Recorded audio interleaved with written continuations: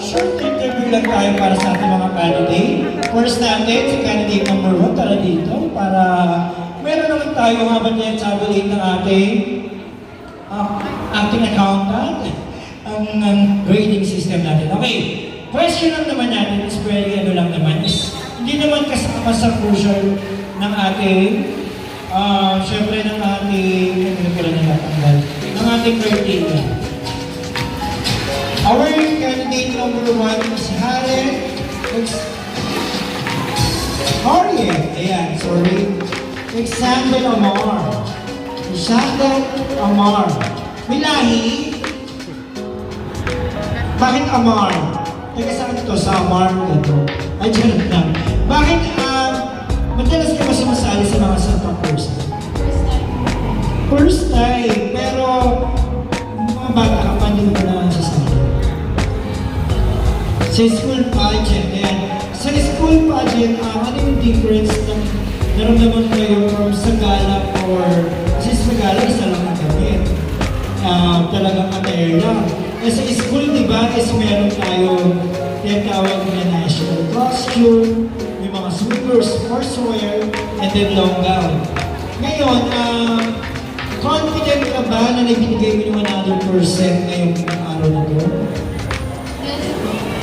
And then, syempre, sino ka mapapasalamatan ang inspiration mo sa pagsali ko? Inspirations ko are my family and I just met last night and my friends ko who came here. Yes, palakpakan naman tayo kay candidate number 1. Ayan, candidate number 1, ilang taon ka na ulit? I'm 19, 13, 20 this year. Yes, ano pa ba? Senior high? First year college na. Anong course kasi talaga pang beauty week na course natin? Yes, Wow, one of the, ano yan? One of the, sabi ko yung beauty week mo, ilang taong ka na sumasali sa mga barangay mo or school? first time ako Pero sa school, walang sumasali. Pero sa mga barangay, like mga binibini, mutya, gano'n, hindi pa. Okay. Pero gusto mo ma-experience, so sa'yo na maganda, di ba? Kung hindi ma-experience. Okay, thank you very much. Again, candidate number 1.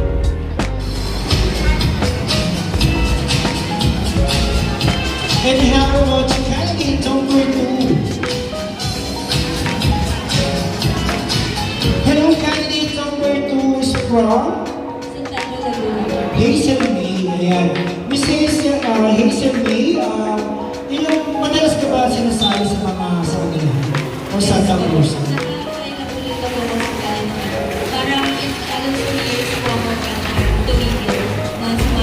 Ngayon na lang ulit kayo pala. Siguro ako mga saan lugar kayo sa Laguna, tama? Saan ulit? Pero doon sa may barangay lang ninyo, nasasali ko sa mga sakila, sa barangay. Okay, ano madalas mo nakukuha na binibigay sa iyo?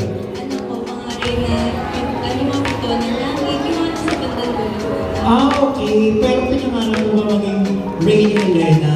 Siyempre naman po, lahat naman po siguro naman po pinapangarap ko. Yes, Diyos ko. Kahit yung Emperor's na po, gano'n rin na. Ako gusto ko yung Reyna Elena. Okay, ikaw naman ilang taong ka na, Miss Hazel May? 22. Nag-aaral ng college? Yes po, graduating po this year. Wow, what course? BSHRM po. Okay, eto ba, ang masasabi mo, ngayong araw na ito, binigay mo ba yung 100% para sa galahan nito? Yes naman. Okay, syempre sino yung papasalamatan mo naman?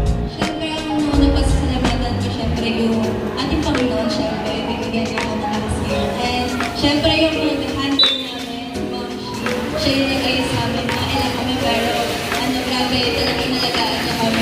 And sa kapatid ko, supportahan namin yan. Yan, maraming salamat. At siyempre, sa inyo pong lahat, sa panonood niyo ngayon, maraming salamat po. Yes, palakpakan naman tayo kay candidate number 2 once again. And now next, si candidate number 3. Hello, candidate number 3. Ayan, kamusta? Yun yung branch naman. Ilang taon ka na, Miss? 16. Justin. Justin, madalas ka ba sinasali ng mga magulang mo or na-handle mo sa ganitong mga Santa Cruz? Tulong po sa Santa Cruz kasi more ang pato. Wow! So, like sa mga barangay mo or school? Meron po school, tapos meron po Okay. Ilan taon ka na ba? 16 po. Sa mga teen, mga ganon. Okay. Ikaw ba, sa Santa Cruz, ano yung madalas mong nagiging papel? Siyempre, di ba, yung iba-iba yun. Meron yung Elena, meron yung Imperatriz, meron mga sentensyada, tama po ba ako? Meron mga, mga Flores Canemi, gano'n. Reyna Immaculada, yan. Kayo ba, sino ba mo dinilisinay mo ngayon?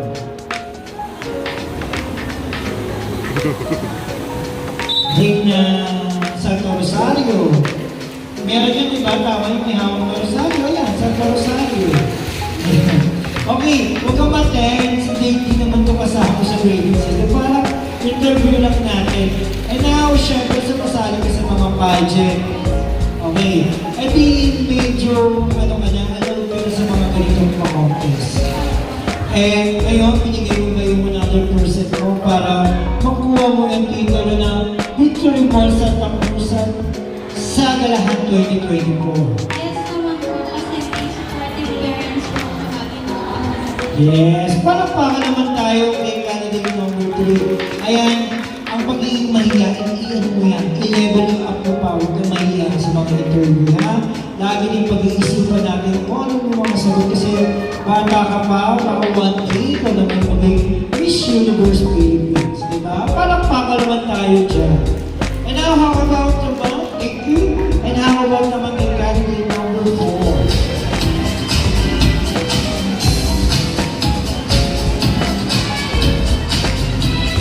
Kamusta candidate number 4? Ayos po. May lahi pa si candidate number 4. Bombay, sabi ko na nga, babe.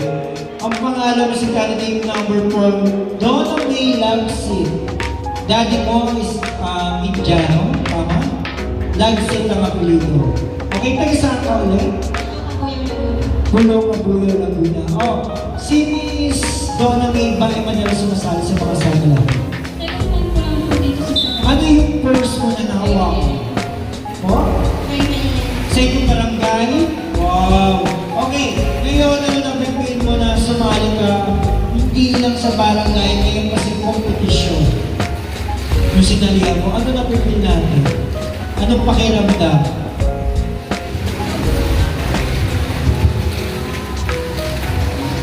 Ano yung pakiramdam mo sa pagsali mo yung kasi ito kompetisyon? Yung sa Reyna, sa barangay na tinawag Reyna Elena, eh syempre ano rin, barangay. Eh ngayon, talagang contest ng sinalihan. Siyempre po, sobrang saya po na experience ko sa ganito. Kasi po, hindi ko po expect na yung nangyayari na kala ko po kami lang po. Okay. Okay, pero yung first time mo, binigay mo na for parang first time sa contest, binigay mo naman syempre 100%. Ayan. Syempre papasalamatan ka. Siyempre po, nagpapasalamat po ako sa handler namin na nagpakahirap po sa akin, mamega pa lang po kami lahat. Thank you so much, Ma'am Shi. Yeah. Thank you din po sa DF ko na nakasupport po sa akin. Ay, BBF? Oh, boyfriends. Palakpakan naman tayo kay candidate number 4. And nahawawan ko na ang pinaka-hulihin sa atin. Ayan. Laban siya, di ba? Ilang taon ka ng Miss Sophia? 7 years old. Anong grade na si Sophia? Grade 1. Ikaw ba ilang best ka na sinasali ni mami mo sa mga ganito? Ngayon lang. Okay. Ikaw pa. Lagi ka nang sasali. At kung mananalo ka, o question natin, kung mananalo ka ngayon, ano ang unang mong gagawin? Sa napalununan mo? Hindi, anong unang gagawin mo kunyari? May pera siya, may pera to. Nanalo ka. Anong gagawin mo sa pera? Ano ibibili mo? ba gusto mo? Hindi mo alam. Ba't mo bibigay kay mami kasi mauubos yun. Charot lang. Charot lang. Okay, ikaw ba pangarap mo din maging beauty queen? Like Nino, sino yung ginagaya mo beauty queen? Sino po? Hindi ba si Rabia Mateo, Katarina Onamuy? Ay, hindi. Nanonood ka ba ng mga pageant lagi? Ay, hindi. Bakit? Bibili ka ng TV. O, di mami, nanalo daw siya. Bibili na kayo ng TV. Okay, thank you candidate number 5. And now, candidate number 6. Ito yung nakita ko kanina, is very confident. Talagang kahit hindi niya kilala, kahit pinapadaan lang, kinawayan na. Charot lang. Candidate number 6 is Miss Catherine. Inabel mo? Ilang taon na si Miss Catherine? 19 po. Madalas mo sinasabi sa Miss Catherine sa mga sakula? Yes po. Bata pa lang po ako. Pinukuha na po ako ng ibang barangay para po mag-represent. Ano yung madalas binibigay sa iyo rango kung tawagin yun? Ang last time po kasi nag-brain na ilan po ako sa iba. Madalas ka bang naiilan sa barangay? Ano yung favorite mo talaga is Rain Elena o meron mo? Ay, sa Miss SM Idol na pageant po. Pageant mo. Okay. Madalas ka ba sumasali sa mga pageant? Okay. Ngayon, syempre, ngayong araw na to, binigay mo ba yung 100% mo? Yes po. Syempre, papapasa naman ako. Ay, ano po, thank you po. Kay God po muna, mag-thank you po kasi nakasunta po kami ng safe dito. And sa mama ko po, tsaka sa ate ko na nakasupport po lagi. Sinasamahan ako every may rehearsal po. Tsaka po kay Ma'am Shi po na nag-makeup po sa akin kay date na po ako. Tsaka po kay Lance na nag-video po ngayon. Thank you po. Okay, candidate number 6, thank you very much. Yeah. And now about to candidate number 7. Candidate number 7 is Miss Rochelle. Or Russell. Russell, di ba tama? Miss Russell, nagkasama ka ulit? Bacoor Cavite, paano mo nalaman na meron ka dito sa Santa Rosa ng Luna?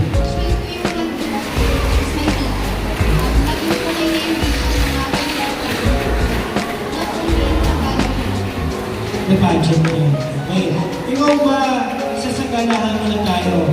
Madala, ano ba yung gustong-gusto mong nakukuha ng titulo?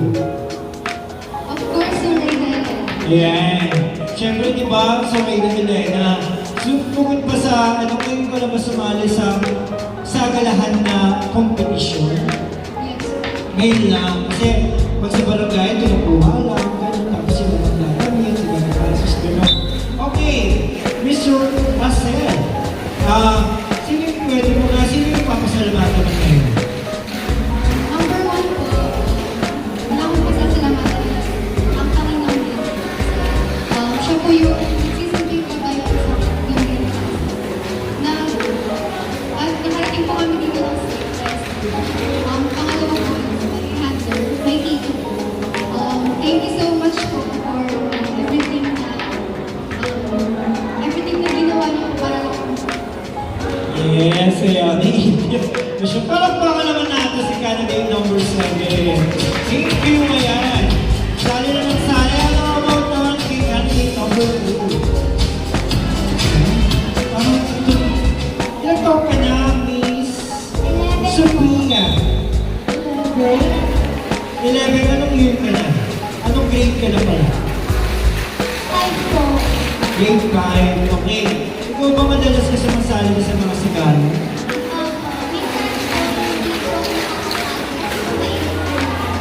Po? Hindi po ako nakakasali nito kasi po mainit. Okay, hindi ka pwede masyado expose nito, lalo sa panahon ngayon. Pero kasi ang sigalo talaga is, which is ginagawa talaga pag summer. Hindi naman pwedeng tag-ulan, isagala, umuulang, baha, gano'n. Kaya, summer talaga ginagawa yung mga Santa Cruz na yan. Hindi, ganyan tayo, question natin. Ikaw ba, may gusto pa din hinahangad na titulo sa sagala? Ano?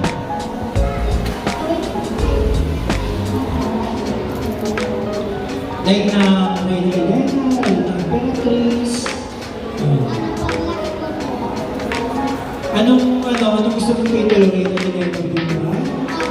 Yes, okay. Ngayong araw na to, sino yung papasalamatan mo? Si Mama po, lagi niya po ako sinasamahan sa school. Yes, ayan. Si Mama rin ba ang nag-inspire niyo yung tao? Okay. Well, sige, palakpakan naman tayo kay candidate number 2. And how about si candidate number 9? Let's call si candidate number 9, Miss Kristen. 16 po. 16, anong grade na nag-aaral? Grade 10 po. Ah, graduating na. Ikaw ba madalas ay sumasali sa mga Santa Cruz? Pangalawang beses po. Saan yung una? Third po yung nag-grade. Kinuha, anong titulo na kuha mo? Grade po ng mga propeta. Wow! Yung reyna ng mga propeta, sino yung isa sa mga kilala ng reyna ng propeta? okay.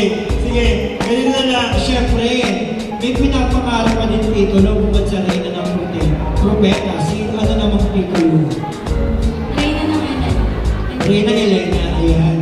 Okay, ngayon ba binigay mo yung 100% mo para manalo sa ay mga Siyempre naman. Okay, may papasalamatan ka ba?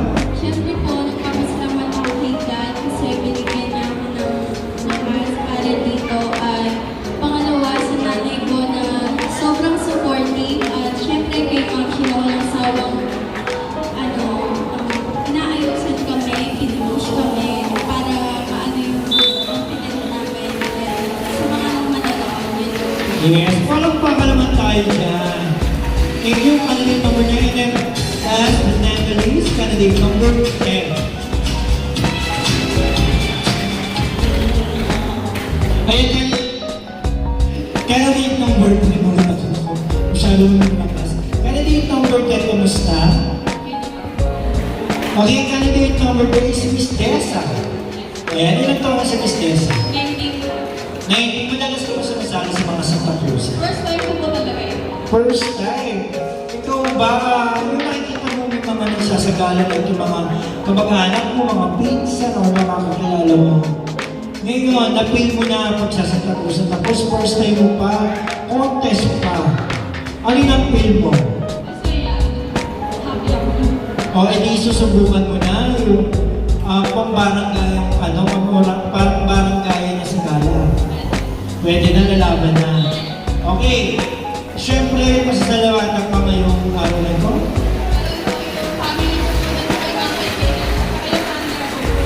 Okay. Once again, palakpakan naman tayo or last but not the least, candidate number 10 is Tessa. Ayun, once again, palakpakan tayo sa ating candidate, our lovely candidate.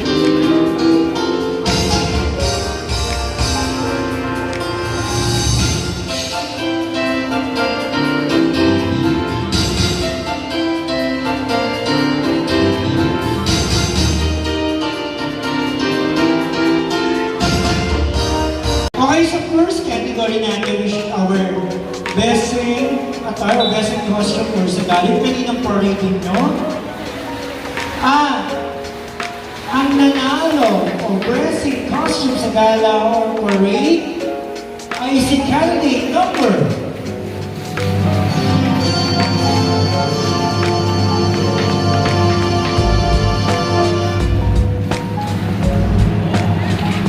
Candidate number.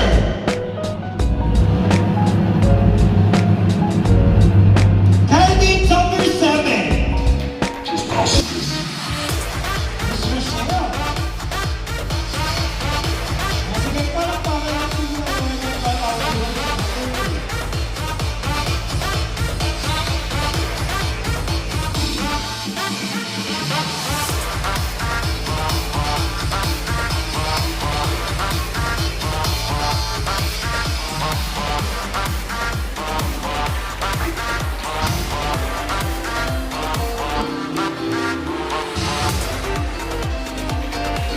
receive our last certificate and plus 2,000 pesos.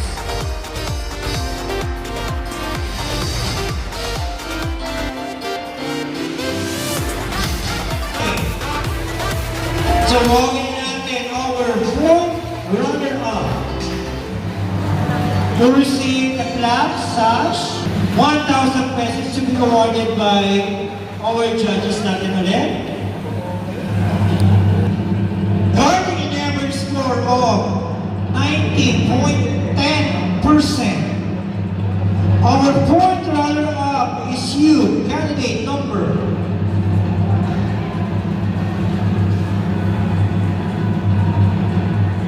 Candidate number 8, Miss Sophia Isabel de Leon. Palakpakan naman tayo dyan.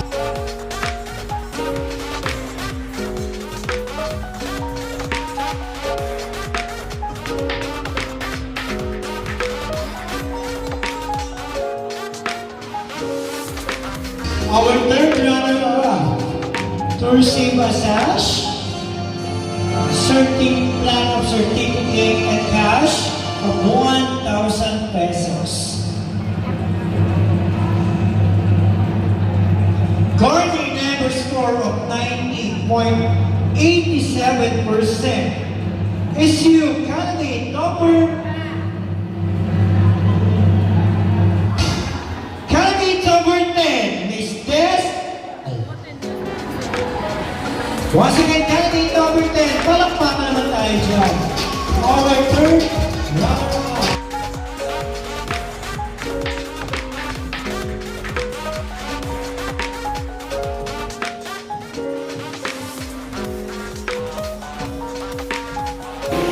Ang ganda sa mga hindi maninalo, huwag titigil sumali.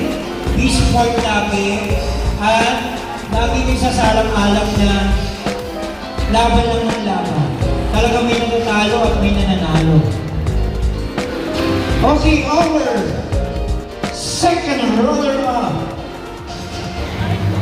Guarding an average score of 92.87%. Is you, candidate number.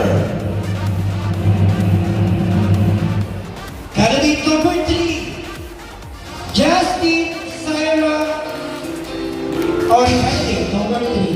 Palakpakan naman tayo dyan. Receive a plaque of certificate and sash and cash of 3,000 pesos.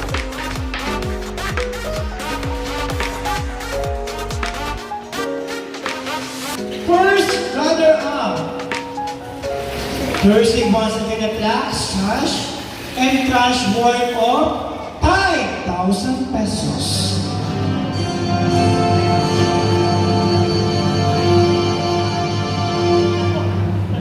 Guarding average score of 93.20%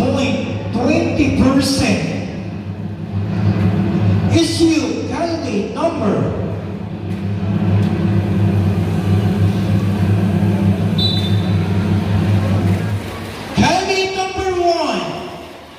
Miss Harlan, ayan, our candidate number 1. Palakpakan naman tayo dyan.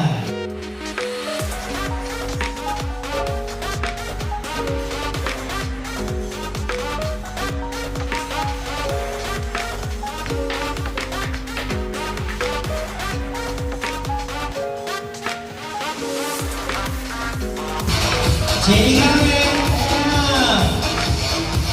Again sa lahat ng mga talo, laban na ng laban. At huwag titigil sumali sa mga kompetisyon dahil ika nga ni viewers pa, try and try and try and try. O diba, Miss Universe ang laki. And now, our Victory Mall Santa Cruz and Sagala 2024, our title, our grand winner. Guarding an average score of 94.83% is you, candidate number. Will receive a plaque, a sash, a 7,000 pesos, and a crown. Once again, maraming salamat po, Victory Center Mall Santa Rosa, and syempre our Trisha Nicole Production. Palakpakan muna tayo dyan, everyone!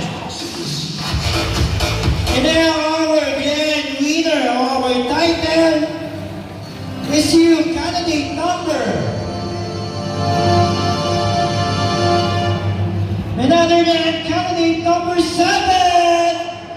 Rochelle!